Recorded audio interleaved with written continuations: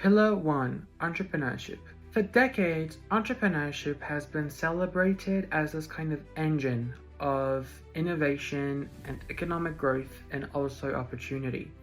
And the traditional entrepreneur has been taught to identify a problem, go ahead and create a solution, build a business, and then scale it over time. And for a while, for many years, this kind of model has worked perfectly fine. It has worked amazingly. But now we live in a very different world. We live in a different reality. We live in a world that is increasingly bonny, that is going to be brittle, anxious, non-linear, and incomprehensible.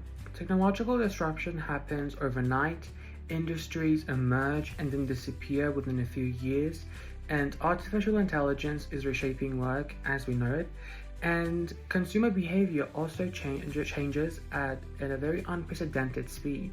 And so in this kind of environment where everything is constantly under disruption, everything is constantly changing, a very provocative kind of question emerges, and that is entrepreneurship dead? By that, I don't mean that entrepreneurship is dead as a mindset, but rather the old model of entrepreneurship is just kind of useless in this world. The idea that you can build a business or a business model on a very fixed long-term plan, and to kind of create that kind of business for a very stable market and to expect gradual growth, this kind of idea, let's say this kind of thinking, is getting closer and closer to a fairy tale. It doesn't really work that way anymore. Today's world is anything but stable, and yet despite that, entrepreneurship has remained a very essential starting point. Why?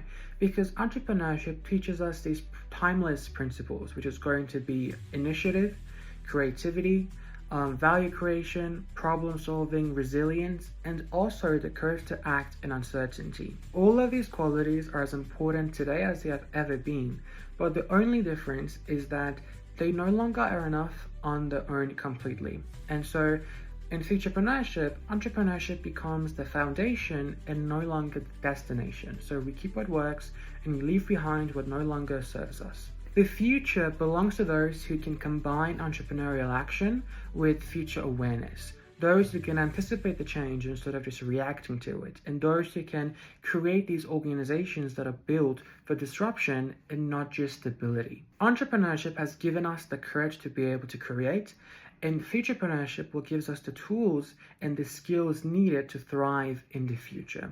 And that is the first pillar of Futurepreneurship.